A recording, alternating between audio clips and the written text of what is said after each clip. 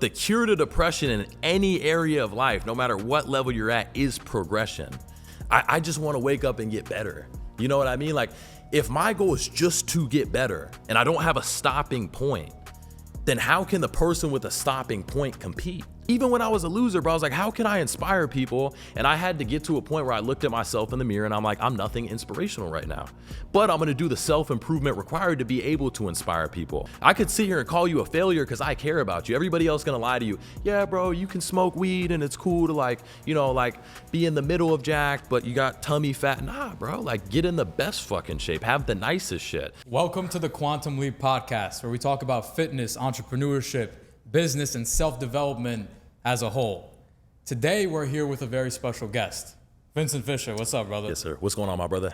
Happy to have you on. For the people who've been living under a rock, tell them, who are you? Like, tell them about Vincent Fischer. Okay, so if you don't know me, my name's Vincent Fischer. I've been in the online coaching space for about 3 years now.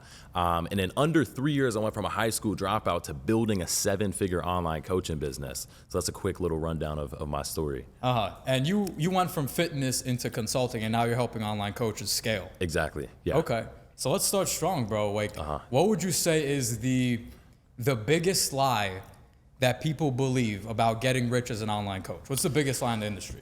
I think the biggest lie is that you have to have a huge following. A lot of people think, man, like I need 200,000 followers because you guys have followers. But if you sell high ticket coaching, which is what I always do, you don't need a big following, you need a connection with your following. So I started with low ticket personally. I started with like $20, $50 programs. I had the same mental belief. I was like, I'm not like these big guys, I can't make money. And I had a mentor teach me about high ticket coaching. I'm like, wait, somebody will pay you like $1,000 for coaching? And with the right systems, yes. So sales, systems, high ticket coaching, the formula to 10,000 a month is 5 people, 2K. 10 people, 1K. A lot of people just overcomplicate it and have mental roadblocks. Well, what would you say to the guy who's wanting to get into coaching? He's fit, he's a gym bro, he wants to get into it, but he's like, I got 800 followers, I have 200 followers. Yeah. Who's gonna pay me $2,000? Like, if he has all these limiting beliefs, what would you say to that guy? I'd say the whole goal is to understand how many people 800 people is. A lot of people see that number and it looks small, but if you took 800 people in a room, I mean, that'd fill this whole place out. I don't know if it would fit. So I've had guys with like 300 followers, bro, make 5,000 their first week. Just because it's not a people game. There's 2 ways to make money. You can find more people or you can raise your prices. And raising your prices is typically the easier option. So I'd tell that guy, with those 800 people, your goal is to get as close to them as possible. Give them as much value as possible. Befriend them. Like, I'm just connecting with so many people in my DMs. Like, there's people that I've been texting for 2 years before they convert. So think of it like planting seeds as well. Not everybody's gonna convert the first time you advertise, you know what I mean? But if you keep the relationship going, there's a lot of money in 800 people. That's what I tell that person. So just consistently putting out content and providing value and not trying to be like, I need money today. Like, yeah, just give value and eventually it'll come back. People reach out. Yeah, to go off of that saying, like, I need money. Most people are trying to get rich and they think selfishly. I need money, I need this, I need that. The amount of money that you make will always be in direct correlation to the service you provide. So when I wake up, I always think, what value can I give these people that'll change their lives before they buy from me, like I was saying. So yeah, I give free value on mindset, self-development. If you're an online coach, you have to sell them on the journey. Like, a lot of people are trying to sell technicals. Here's why I'm the best coach, macros, and this, that. Bro, if they're not sold on working out and self-developing in the first place, they don't care about macros. They won't even pay attention to the macros, right? So I know Alex Hormozy says it. Don't sell the flight, sell the vacation. Don't sell the checkout lines, getting your baggage and all that stuff. Sell Maui, you know what I mean? Yeah. So that's my best advice. Sell the flight. I mean, sell the vacation, absolutely. And the way I kind of look at it is there's different levels to the benefits and also to the pain points. So, like, example, benefit, lose fat. No one gives a fuck. Everyone's saying that. Then there's one layer below that, get a lean face. You say that's more specific. People hear that. What's one level before, like, under that? It's feeling sexy as fuck when you look in the mirror. And below that, just going to the beach, feeling confident, being ripped, girls are looking at you. So there's different ways to talk about the benefits and the pain points. Would you say that's what you should attack in the content? Bro, 100%. Your two greatest weapons are pain and pleasure / desired outcome. So you have to know your dream customer first. Like you were saying, you can say, hey, lose fat. But like one thing I always did, especially when I was only fitness or anything, if you have an offer in general, you have to know your dream customer. So for me, it was always that skinny kid, you know, like late teens, early 20s. And I know that dude. I'm telling this dude things that he wouldn't normally hear. I'm like, bro, I know people are measuring your wrist with their pinky in school. He's like, what, is Vince talking to me? Because usually your dream customer is going to be your past self. So if you can market to that person on a deeper level than everyone else who's general, you become irreplaceable. By the time you tell them your high ticket price on the call, they've watched so much of your content, they relate to you so well that they're like, where else can I go? I don't want to go to just the jack dude, even if a dude's more jacked than you, but he helps old ladies, young people, everybody. And you're that dude that knows that person to the detail, where his mind's at, what his pain points are, what his desires are, then you can sell to that client. Yeah. The more you resonate with the person, the more likely they're going to want to buy your shit. Exactly. 100%. Like you talk directly to the person, he's going to be addicted to your content. Like he opens Instagram. There's guys who do it with me, guys who do it with you. Like they see the story, like me or you, they click it right away because they're like addicted. That's what happens when you actually, like you said, talk about the specific pain points. And it's so fucking easy. I don't understand why most of you guys don't get it. Talk about the old version of yourself. If you were skinny fat, talk about how your clothes don't fit. Or they didn't fit before. You were tugging on your shirt if you're a fat guy. Like I used to talk, because I used to be fat, and I would talk about how I would be like tugging on my shirt, and I would be sitting in class in high school thinking like, can people see my gut or my fucking tits sticking out? If you tell that to a fat dude who's living in that, their fucking brain explodes. They like they need you, bro. They need you. No one's talking about that, because that guy whose tits are sticking out and he's like insecure as fuck and his gut's all tight, he's too scared to talk about that. Yeah, 100%, bro. And to add to that, I feel like the greatest combination is the pain mixed with some type of urgency too. Like you have to change now, bro. Like this is the time to change. Like everybody's getting more and more obese. The competition is at an all-time low. If you can self-improve now, then like you have the greatest shot. Boom, they buy, done. Like it has to be like the train is leaving, get in now. Like get on my coaching program, let me transform your life. Because if you just say like, you know, you're out of shape, you have to change, the pain will stab them. But how I notice I've converted a lot of people, and I do all organic, is just having that urgency and scarcity. You know what I mean? That's like the turning point. So yeah, that's that what dark triad psychology on it. 100%. And if it's real too, if you're actually like, hey, listen, like we've capped out on people we're coaching, after this prices are going up. So like get in right now. And I feel like also I do organic, right? So like the less you care, it's weird. The less that you care and the more firm you are on your self-image and principles, the more people come to you. A lot of people are advertising coaching, they sound a little bit desperate. Bro, if you want to get in shape, please hit me up. I'm just like, bro, if you want to get in shape, DM me, don't waste my time, shoot me a DM fast, we'll get to the point, we'll book a call, I'll get you started. And for some reason that draws people to you, they're like, oh shit, if they can sense this dude doesn't even need my money, this dude doesn't need to help me. If somebody's like, well, why would I book a call with you? I'm like, bro, don't book the call. Like, I don't want you to book a call if you're not serious. I only want to work with people who are serious. So if you can pull back and like have that middle ground of, I don't need you, I want to help you, then you're going to get way more clients as well. That's a gem I'd add. Yeah, 100%. That's the prize frame. Yeah. If you're needy, if you're like, guys, please hit me up. You know, I'm looking for clients. Nobody gives a fuck. Yeah. You need to be the guy who is on the top frame. Like you need me to get in amazing shape. I don't need you. That's how I enter my sales calls. Yeah. I think, brother, you need my solution. Like I could help change your life. If we leave the call, you're gonna be stuck in your situation. I'll be fine. I don't need the money. And that's that's the mindset you need to enter with sales and marketing, right? Yeah. It's a mixture of that and showing you care too. So that's a difficult line because you have to care about them and they have to know, okay, like this dude wants my best interest. But when it gets to disrespectful when they cross a line, that's when you pull back a little bit. So one thing, like Andy Elliott told me, he watched a lot of my content. I fly out to Arizona. He's like, dude, it looks like you're a killer. And he's like, Vince, you have to care more, bro. He's like, you're being controversial. You're kind of laid back, which is good. But whoever cares more wins. and whoever's more convinced wins. And that's a competition with other coaches and your client. If you're more convinced they have to get in shape than they're convinced they can just be a fat motherfucker their whole life, then you're gonna win that altercation. So a lot of people just let people slide because there's not enough conviction. I was telling one of my clients yesterday, I'm like, bro, like I hear you talking about self-development, but bro, you don't really believe it, bro. I'm not seeing veins in your neck when you're talking. I'm not seeing like that wolf in your eyes. You know what I mean? I'm like, bro, like get serious. Like believe it, be sold. You have to sell yourself first to sell anything. So that's a big principle too. Yeah, and even Hormozi says this, when you're on the sales call, it's literally whoever believes themselves more will get the sale. It's either you believe you could help them get in amazing shape or whatever service or product you're offering, you know it's gonna help them. If you believe that more than they have doubt, they're gonna buy. If they convince you of all their bullshit excuses, they don't have the time, they can't find the funds, this, that, they'll walk off the call and they sold you and nothing happens. Like, bro, if I gave you a Lamborghini that's worth 300K and I said it's 10K and you have no money, you'll find a way.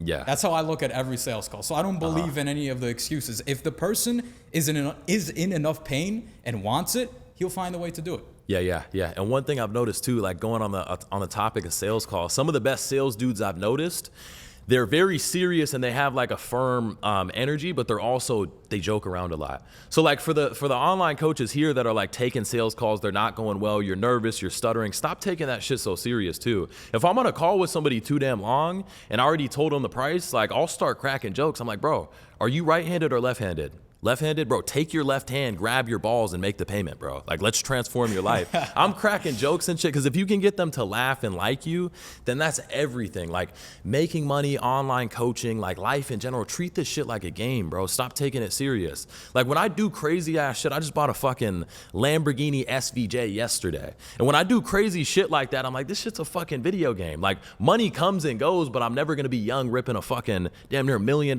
car again, you know? So like, think about it like that. Like think about it like a game. That's what the most successful people do. Don't take life too seriously. Because at the end of the day, like the most amazing thing about being a man is you can create your own reality. You want to be a fighter, go be a fighter. You want to be an artist, go be an artist. You want to get rich and buy an SVJ, go do that. You want to get ripped, whatever you want. You just need to be able to put in the work and put in the effort necessary. And just enjoy the ride.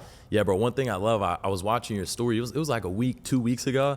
Like, bro, I just got a damn haircut. I just made $12,000 like the last day or two. Like everything's going great right now. I moved to Miami. I'm like, bro, that's the shit that I like to see, bro. Like it's a game and you're winning. You know what I mean? Like most people have like analysis paralysis where like everything has to be perfect. Like if I don't know everything to the detail, I'm not gonna get started. There's a video of I think it's Mark Zuckerberg.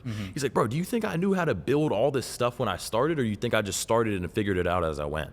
That's how you got to walk through life. Okay, I don't know everything right now. Even the most successful people, they don't know everything. But you just get started, and your whole goal is improvement, not perfection. You know what I mean? 100%. The path illuminates as you walk it.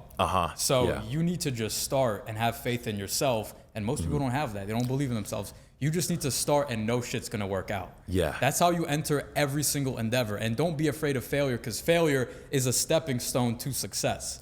It's like when you were a fucking baby and you only knew how to crawl. If you fell down, you failed, and you just stopped trying to walk, your ass would be crawling at 25. The fuck is wrong with you? Baby, you had the courage to fail and keep on going. So why can't you do that with online coaching or getting ripped or any other endeavor in life you want to pursue? It's like this bullshit cloud of fear is in front of people and they're stuck. Analysis paralysis. I don't know what to do. Just move. Just move. Yeah, you know what it is, bro? It's most people are on defense. You know what I mean? And I come from a middle-class family, so it's very defensive. It's, oh, don't make any mistakes. Like, don't fail. That's what they teach you in school. They say in school you study, then you have the test. In life, you're tested and then you study. So it's like your goal isn't defense and being afraid to fail. Your goal is complete offense. And you shouldn't fear failure. You should fail, get back up, fail, get back up, fail, get back up. That's the only way that you get stronger. You know what I mean? So like all these trials and tribulations, bro, I'll have some crazy shit happen. Payment processor, 200,000 gets frozen. I'll start laughing. I'll laugh because I'm like, I know this is a sign from God or the universe to make me a stronger man. So like, people say back on what you said about faith, they'll say, yeah, I believe in God, like I'm grateful and this is that, I have faith, but they don't fucking believe in themselves. Like that's a contradicting statement. You say you believe in God and you don't walk with faith, and you're thinking about worst case scenario and failure. That's a lie. You know what I mean? So like when people understand that obviously the Bible was written a very long time ago, but if you translate it to modern day text, these people don't really live the scriptures they preach they live. You know what I mean? Like I was really like baptized and raised Christian. Mm-hmm. Now I'm not the most religious person now. I'd be lying if I said I studied everything to the detail. But a lot of these religious books, bro, they have all the principles to success, having great relationships, health, mindset, everything, bro. So like if you want to become successful with online coaching, just become successful in self-development and life in general and following universal principles. That's what they have to understand, bro. I try to be a man of God as best as possible. I don't promote OnlyFans. I don't promote sports betting. I don't promote trading. All I promote is self-improvement. That's what people have misunderstood with us. So they'll see a lot of online gurus and say, oh, scam, this, that, and we'll automatically be placed in that category of, oh, this dude's just this, that. Bro, like we don't do any of that shit, bro. We preach self-improvement. That's probably like the most authentic thing that you can do. And people don't get that. Like the world needs leaders. You know what I'm saying? Like, and to say that you shouldn't be rewarded for leading people and have some type of financial benefit if you're making people's lives better, bro, that's ridiculous. You know what I mean? Yeah, you promote literally make money, get in shape, be a top level man. That's what you promote, and you make a lot of money doing it. But the thing is, the people who are always, hate never comes from above. The people below you are always gonna try to shit on you. Yeah. Like the fat rich guy, as an example, will see another dude, and if he's fit, the first thing he's gonna think, subconsciously, consciously, doesn't matter. He's thinking, fuck that guy, I have more money than him. Like he's just trying, people just try to hate on the things they gave up on than things they don't have. Yeah. So that's why I think people like you especially get a lot of hate, because they see you in the Lambo, they see you in the Ferrari, the Rolls Royce, all that shit. They're like, something's off, like fuck this guy.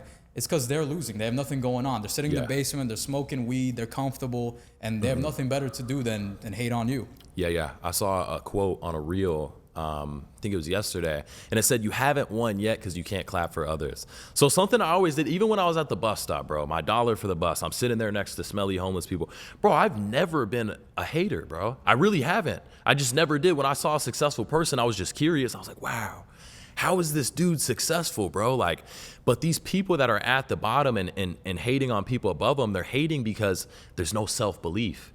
They think you're showing them something they can't have. And I try to always say, like, this isn't to flex on you. This is to show you what's possible.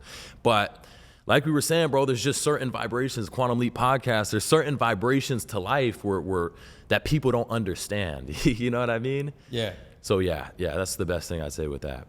Yeah, and about the Quantum Leap podcast, that was, half of it was kind of inspired from the book that you recommended me, U Squared. Yeah, by what was his name? Pritchett? It was, I'm not sure the exact name. I first heard about it from Bob Proctor. Bob Proctor, the OG. Yeah. Yeah, but it was inspired by that, like Quantum Leap. And literally the whole premise of that book is stop trying to do little incremental shifts. The only way for monumental growth is to engage in radically new behaviors, which means taking risks, doing things you've never done before, encountering problems you've never encountered. Yeah. So if you're a dude working a 9-to-5 as an example, a quantum leap would be you trying to become an entrepreneur. You don't know how to run a business. You don't know how to set up a website. You don't know how to post content. You don't know how to do any of these things. And that's a quantum leap, because if you dive into it and you get rid of the analysis paralysis, how is this going to work? Fuck all that. Dive into it and just be prepared to solve problems you've never solved. Solve them. Don't give up. The quantum leap is you becoming a successful online coach, moving to Miami, having a Lamborghini, making 30, 40,000 a month or more, whatever your goals are, right? Yeah, 100%, bro. To go off of that, I think the main problem with most people is they believe they have the world figured out while getting no results. Like that's not a combination that works. The best type of person, right? So they're like, oh, I already know this stuff already. I know. you can know something but not understand it. A lot of people think they know something. Like they'll take my clips from podcasts and masterminds, and they'll take a 10-second clip and say, this dude's contradicting himself, and they'll have cracks in their ceiling and shit. I'm like, bro, you may think you know this already. You don't understand it, though. The problem is you're trying to make a mockery out of something. But if you can drop your ego and learn, and like you said, radically change, because you can't do the same shit and expect different results. I say this shit all the time. Everybody's trying to do the same thing and get a different result. Albert Einstein labeled that the definition of insanity.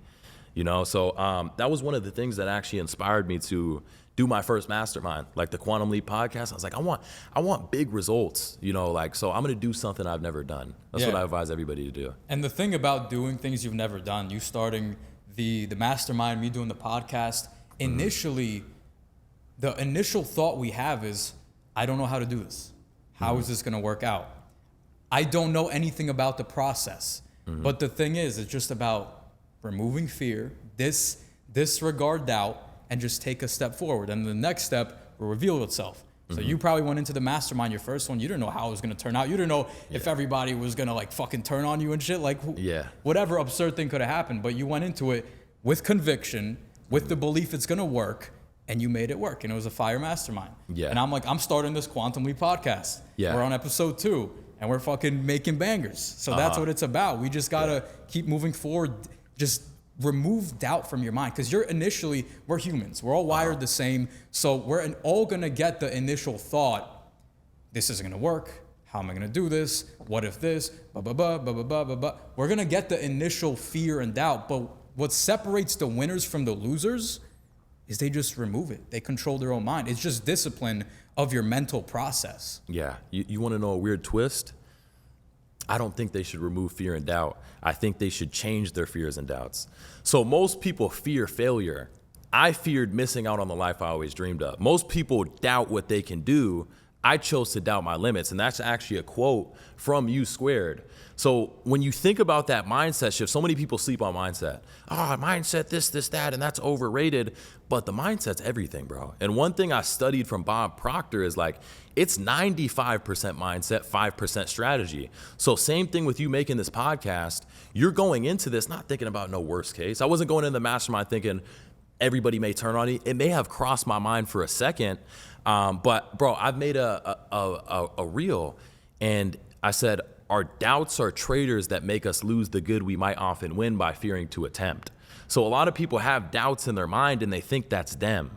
Bro, those are demons. Those are the devil. And you have to cast those away and have a strong enough mentality to consciously reject them and replace them with positive ones. So everybody has negative shit that enters their life. Then you go, let me not think about that. Let me think about best case, you know? So glass half empty, glass half full stuff.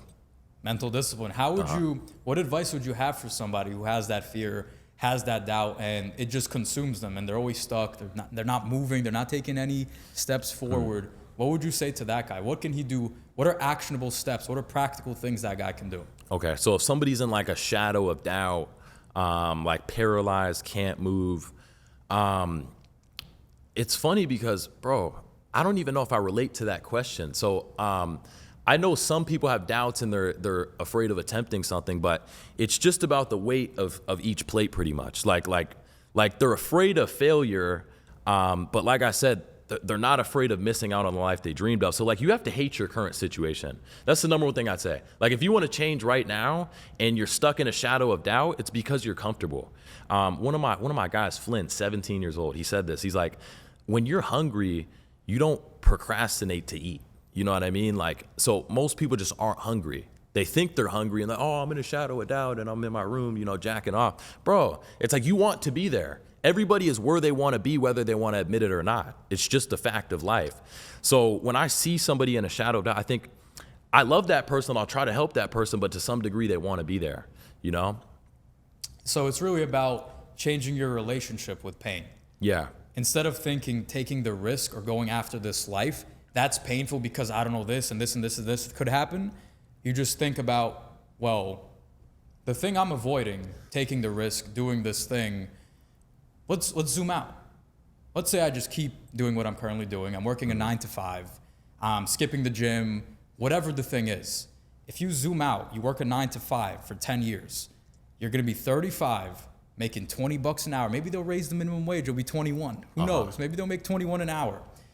But they'll hate their life. They'll be stuck working this job. They'll come home. They have to answer to some boss. They get 10 days off per year because they never took the risk. So when you look at it, when you zoom out, what's more painful? Living that life or going all in and maybe spending a few months trying to do something that you're not fully aware of? Yeah.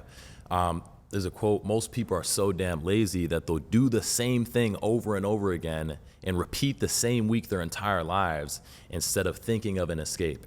You know what I mean? I feel like that's most people, because I had a job for 3 days, bro. I had a job for 3 days, right? I used to do like reselling, drop shipping. I figured to be successful, you get a job. Like I said, that's just everything that was around me. I was like, oh, if I get a job, I'm successful. I get a job at this pizza place, bro, and they're short-staffed, and they have me bussing tables. They have me washing dishes. I'm leaving to walk to the bus, and I'm soaked in cold water. And I was like, I really do think I'd rather be homeless than this shit. You know what I mean? And I just quit. So it becomes a standard of living too. It's like, what are you willing to accept? You don't get what you want in life. You get what you're willing to accept. So I didn't want, like we were saying, like Lambos, Rolls Royces, penthouse, model girlfriend. Bro, I had to have that shit, like nothing less. And there's things I want, but that's my minimum standard that I operate at. So like wherever anyone is in life, whatever level, the top, the bottom, that's their minimum standard of life. So if you can get that standard as high as possible, you're gonna create the life that you want. You know, like I won't accept anything less than this. That's self-image. Self-image is like a thermostat. Kind of like in this room, let's say it's 75 degrees. If it goes below 75, the thermostat's gonna bring it up. If it goes above, it's gonna bring it back down. So think of your self-image like that. But that's everything, bro. And I think it goes back to, like, I saw you had the haircut video. Like, I'll get lineups every now and then. Like, I'll go to nice dinners sometimes. I'll buy nice cars and be, why are you doing that? You shouldn't do that, this, that. Bro, we have different self-images. You know what I mean? Like this is stuff that helps me operate and bring my best self to the world. Like I always say, you gotta, if you look good, you'll feel good. You feel good, you'll perform better. You perform better, the more money you make, the better you do. You know, so like self-image, biggest thing. You just gotta want success like you wanna breathe. Yeah. You need to get pissed off if you don't like where you're currently at, you know? So what would you say to the guy who's comfortable? He's sitting there, he's in his 9 to 5, he makes $25 an hour. He's in okay shape. He's not super ripped, you know, nothing crazy. He's doing okay. He's comfortable. He's smoking pot. He's numbing himself. Yeah. What would you say to that guy? I'm gonna be honest with that guy. So to the dude that's comfortable, that's chilling, decent physique, like smoking weed, you're afraid of failure, but you're already failing, bro. Your mother's not retired. You're not driving your dream cars. You're not living where you want to live. You're already failing. Once you understand that and you understand where you're at on the scoreboard, that's what makes you uncomfortable. I could sit here and call you a failure because I care about you. Everybody else gonna lie to you. Yeah, bro, you can smoke weed and it's cool to, like, you know, like be in the middle of jacked, but you got tummy fat. Nah, bro, like get in the best fucking shape. Have the nicest shit. Like it should be selfless too, like I was saying. Like a lot of what I do isn't even for me. I think the best thing I did was retire my mom, bro, because now I'm coming into the whole field of like, this shit ain't about me. Like I can play about me, I can chill about me, and I don't care. I can't play about my mom and my mom's bills. You know what I mean? So if somebody's coming at me, Vince, what do you think about haters and what do you think about people making fun of you? Bro, like we're talking about moms. You know what I mean? So like everybody out here, whether you're at like, bro, if you're past $20,000 a month, you should be sending your mom at least $2,000 a month and make it your responsibility. Most people say with great power comes great responsibility. With great responsibility, you create great power. When you make it your responsibility as a man to take care of everybody around you, your mom, your girlfriend, maybe family members that need help, bro, God will give you that power. You know what I mean? It's outside of you. When it's just you, you're gonna slack off and fail. When you have a team of people you feed, you have family to take care of, bro, you get a certain power that I can't explain, you know? Yeah. When it's not a selfish thing, you literally become more powerful. You have a stronger initial motivation and need to help others. So let me ask you this. How long did it take you to actually start making enough money to be able to help others? Was it a few months, few years? To be able to help others, I'd say like to help myself, 1-2 years. To help others, 3 years or so. Now, I didn't retire my mom. Funniest thing, I really didn't retire my mom, and I'm telling you should earlier, but I didn't retire my mom until really I hit my first 6-figure month. And I wish I would have done it before because it made me so much stronger. So like after 3 years, when I realized like if I just made $100,000 cash in 1 month, I'm always gonna be able to send my mom money. You know what I mean? So like it was 3 years, bro, 3 years. But to everybody out here who's starting from scratch, I'm gonna put a spin on that. You can start helping others now with just your word. Like some people think, oh, I don't have a great life. I don't have nice cars. I can't be successful. Bro, like I didn't start with any of this shit. You know what I mean? But I woke up every day and my whole goal was, how can I inspire people? Even when I was a loser, bro, I was like, how can I inspire people? And I had to get to a point where I looked at myself in the mirror and I'm like, I'm nothing inspirational right now. But I'm gonna do the self-improvement required to be able to inspire people. So if you have a desire to inspire, that's the number one sign that you'll kill it as a leader, as an influencer, and in the online space, even if you haven't done any self-development. That's what I say to the people first starting out too. Okay. And I'm just curious because I've actually heard a lot of people say, especially in this space, because it's actually pretty common, like the top dudes, they do retire their mom and their parents and they do all these amazing things. I've always wondered, what does retiring your mom looks like? So I'll tell you my story. I called my mom. I'm like, Mom, do you want to work? Like, do you want to work? Because my mom enjoys her job. She's a therapist. So she'll help people who are in jails and prisons and sit with them. These dudes are chained, like big chained dudes. She's on the other side of the table, like just dissecting these people and solving all their inner demons. So I was like, that's another reason I didn't retire early. I'm like, Mom, do you want to work? She's like, oh, Vincent, like, oh, I don't need another job. Like, I have my job right now. And she thought I was offering her a job. And I was like, no, like, do you want to work anymore? She's like, oh, Vincent, I'm going to think about it and get back to you. My mom was intermasculine for like 18, 19 years of my life. I saw a half girl, half man that was working 2 jobs and took care of me and my brothers. I didn't have a father figure most of my life growing up. So it was really hard for her to switch and trust me. You know what I mean? Like, so she's like, let me think about it. And this feels weird, you know, whatever. And then I started sending her money. I'll send her money every few days. I have a text from my mom right now, not even off call, probably unopened. Let me see. This is my mom right here. I don't know if the camera can see it, but it says, thank you for taking care of me. You're a great son. Just sent her a couple thousand. But that was my story. And the most beautiful thing about that is seeing my mom actually be able to be a woman and be feminine. You know what I mean? It's going to sound controversial, but I really don't think that women should be like working and, oh, I'm on my stuff and this is that, especially your mom, bro. So like, that was my story. I watched my mom go from very serious, very stressed to like, oh, Vincent, I'm coming down to Miami next month and this, that, you know? So it's a great feeling. Yeah.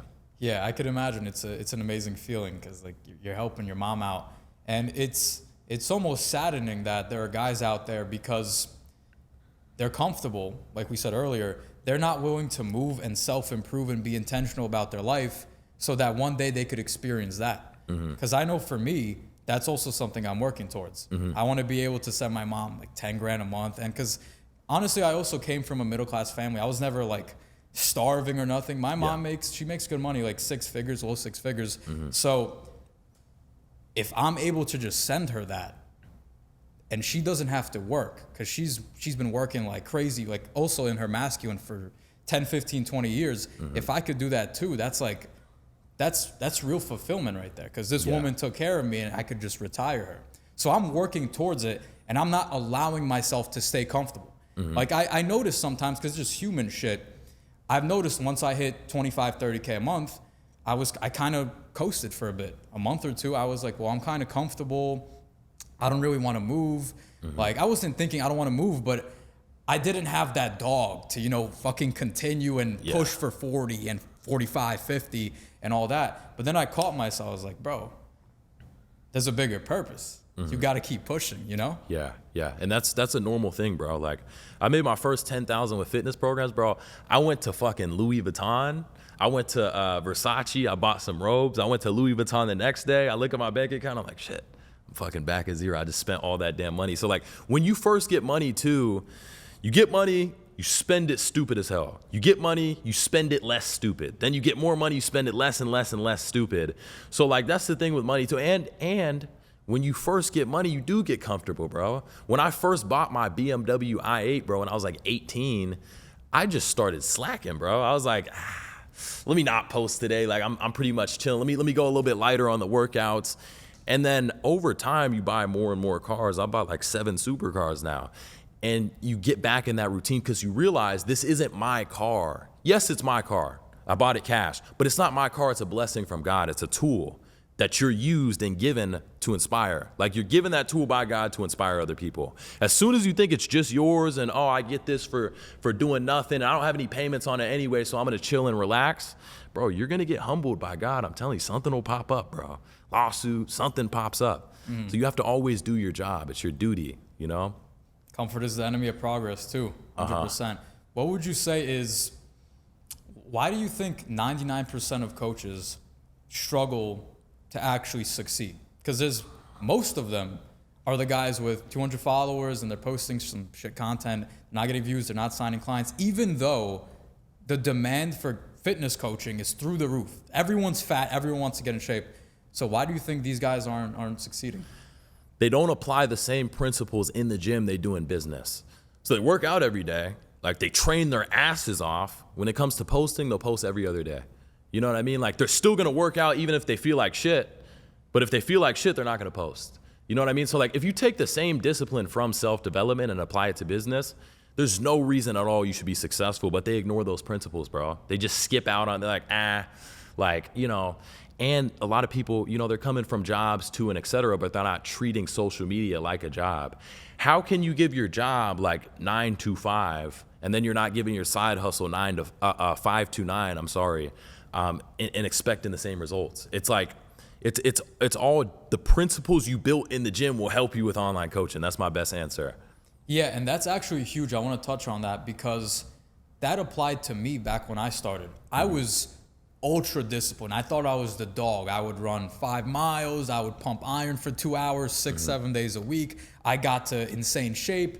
But when it came to the work, to the business work, it was so hard for me to sit there and focus and map out content and do all the work and learn and all this shit. It was hard for me. There was a resistance. But the thing that made the switch for me was exactly what you said, awareness. I remembered, well, I can go to the gym when I don't want to. And in the moment, I literally beat myself up in my head. I'm like, I don't want to go. Not fuck you, I'm going. Like, I'll do that. Why can't I do that when I sit down to work? So then I just applied it there, and then I was ready for it. When I sat down to work, I'm like, I'm ready for this shit. And then 10 minutes in, I got that block. I don't want to work. Get up, go eat food, go do this, go to the gym. Anything but work. I'm like, no, fuck you. I just applied the same principles as the gym. And then I sat there and worked for 2 hours, and my brain was blown. I actually accomplished something. Yeah. And then I did it again. And then I did it again. So I think that's the key to leveling up, is consistently beating the battle in your head where you lost last time. Because you win that battle, now you leveled up. Now you're better at the thing. Now you can work longer. You do it again, now you can work longer. You keep doing that, you become consistent, like you said, treat it like a job. Next thing you know, 3 months in, you blink and you're fucking making 10, 15, 20K a month. Yeah. I want to touch too, like the people making 10, 15K a month that want to get to like, let's say 100K a month, for example. Bro, there's that level of comfort, but like one thing you have to have is goal setting too. I know it sounds, you know, basic level knowledge. You have to have big goals, bro. Because like if these people are sitting at 5 to 10,000 a month and they're like, you know, I'm a little bit scared, but you have to have huge goals, bro. I have a goal. After I became a millionaire, I was like, my goal is to be a billionaire. And I'm like, what would billionaire Vince think? So to every online coach out there or somebody who's starting up, you have to think in the mental mind frame of the you that's already successful. If you have the same thought patterns you always had and the same action and mindset you always take, it's like you're gonna get the same fucking results. So you have to already put yourself in the shoes of the 2.0 you and think, how would that person operate? This person wouldn't hesitate to make that decision. I'm hesitating right now. And I feel like that's what it is. It's your future self arguing with the current you. So when you say like, nah, you're a bitch, go to the gym. That's the jacked you.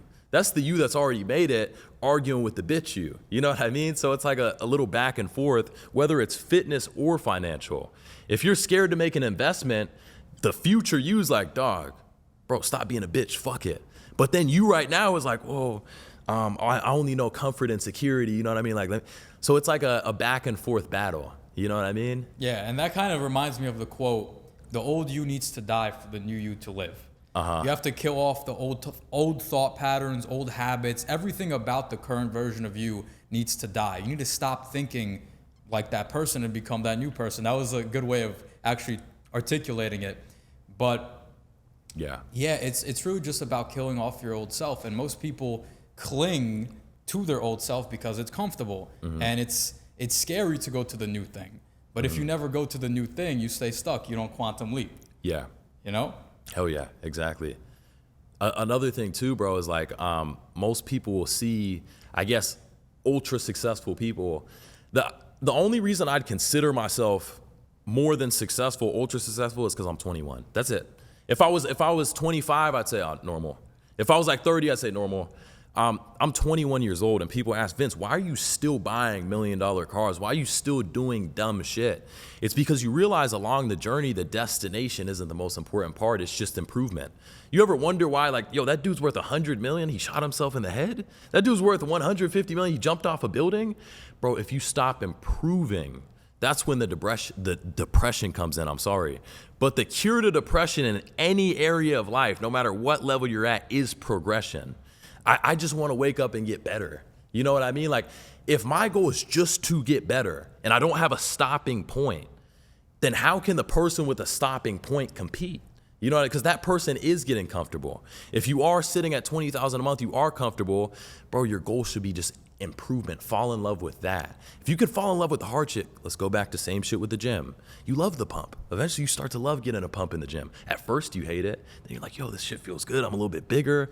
Same shit with business. You know what I mean? You have to love the hard shit, and the result's inevitable. Yeah, it's about putting in the inputs. The guy who likes to walk will walk farther than the guy who's trying to get to the end. Yeah. So it's like you said, it's about putting in the inputs. It's about, hey, I want to lose 20 pounds. I don't step on the scale and get upset when I don't see the result. Yeah. It's, did I eat right? Did I hit the gym? Did I do all the things I need to do today? And that's how I actually broke through from making zero to hitting my first 15,000 a month. I just changed my mindset. That's really what it was. I just stopped thinking about, did I make 10K a month? Did I make 10K this month? I was just looking, did I work 8 hours? Did I post content? Did I meditate? Did I do all these things? If I hit my action steps, I'm good. I'm happy. I'm proud of myself. And after 3 weeks, everything's a habit. Yeah. You change the pathways in your brain. So after 3 weeks of looking at the inputs, the action steps I was putting in daily, I actually forgot about the goal completely and just genuinely enjoyed the process. Yeah. And then now you're walking because you like walking. And next thing you know, you're fucking where you want to be. You hit that goal. And I actually want to ask you, because you said you should fall in love with the journey, right? And just walk. But you also said they should have huge goals. Yeah. So how do you tie those two together? Should you have a massive goal that's like way outside your reach? Yeah. And then walk every day towards it? Or how would you frame it? That's always been my mentality. So I have big goals, smaller goals, but you should have a massive ass goal. And in the middle of pursuing that goal, you just fall in love with the journey. That's my best advice. But yeah, like you're saying, bro, everything is uncomfortable until it becomes comfortable. That's what people have to understand. So yeah, like same shit, fall in love with the journey, have a big goal, not forget about it for a little, have it in your mind, always focus on it, because focus is super important. But you're just building, you know what I mean? Like, I want to add to this mentality of like, you know, gym, making money, etc. You have to literally treat every single day like a new birth, and every single time you go to sleep at night like a retirement. People don't take it day by day. You know what I mean? Like, when I don't make money that day, I'm not saying this to be arrogant, egotistical. I decide whether I want to take my $500,000 Phantom or my $1 million SVJ. I live in a 2-story penthouse. My girlfriend pretty much gets me anything I want. But if I made $0 that day, or I made under $10,000 that day, I'm eating McDonald's like I'm broke. I'm ordering Popeyes like I'm broke. I'm not celebrating failure at all, no matter what level I'm at. And I think that's what the super successful people do. I'm only rewarding myself if I successfully hunted that day. You know what I mean? So like, people let all this shit slip in their subconscious. Oh, we didn't make money. Let's go to the club. Let's go celebrate failure. Fuck that shit. Like, lock in. We'll only celebrate when we have an accomplishment. The problem with most people in society is they love celebration more than actual achievement. You know? I mean, I want to ask you about that, because it's cool. When you don't make money, or you don't put in the work or put in enough effort, whatever it is, you don't celebrate because you don't want to celebrate failure. Do you think you do that for subconscious reasons? So you fuck up, I don't deserve shit. You do something great, you make money, whatever it is, you reward yourself, and you kind of wire your brain. Is that something you do intentionally, or why do you do that, you know? 100% intentional. And I don't even know if I heard that from anyone. I don't know if I heard that from anyone. I don't know if anyone taught me that. It's something I've always done. It's like, I don't deserve celebration right now. Fuck that. But it's probably like, I'd say one of the most important rules that contributes to my success. So I see people slip up about that. Like, I'll be out with somebody who's successful, right? Like let's say somebody's, 25, making $100,000 a month. I'll be texting that person, say, Vince, let's go to dinner.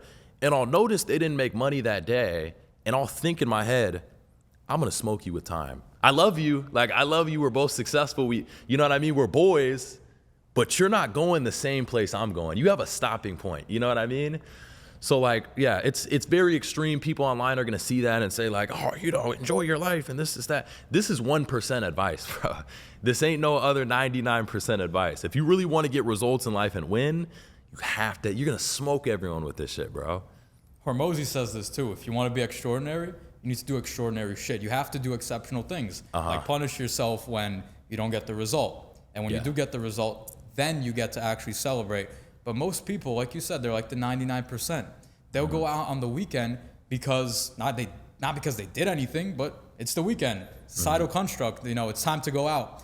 And they celebrate failure. And that's why they're not moving forward and they're not a part of the 1% and they're not living the life they actually want. You know? Yeah, no, it's funny though, like when you put it into perspective, like people talk about making 10,000 a month, 20,000. I help people make 10,000 a month or more, but preferably more. But if I made 10,000 in a month, bro, my life would be fucked. I need you to understand. This goes back to like standard of living. My life would fucking collapse if I made 10,000 a month. So like, it's standards, it's living. Like my girl will come to me, she's like, oh, I need to just buy this one thing. It's $500. I'm like, we made 20,000 yesterday. It's fucking the next day now. We're at zero. I'm like, don't ask me for shit right now. I really say it like that. I'm like, don't ask me for shit. We did not make money today. Now, my girlfriend understands my best interest is creating a great life for both of us. So she's like, yeah, I get it. Okay, cool, I get it. But like, even for those of you guys out there that have a girl, your girl's gonna test those like beliefs and limits that you have. I'm like, nah, we had a good day yesterday. We're not doing shit now. And if that girl can stick beside you with that, bro, I feel like that's somebody you can build with. You know what I mean? Like, people see my girl online and they're like, oh, she's a gold digger and this, that. Bro, like, probably like 2 years ago now, 9,000 in my bank account, broke the bed, we're on a damn mattress. I'm like, we're not getting a mattress for a month. Or we're not getting a bed frame for a month. Bro, we're on the fucking mattress. Like sleeping on the fucking mattress, broken bed frame next to us, pretty small apartment. Like, bro, I don't know anyone that would stick around for that.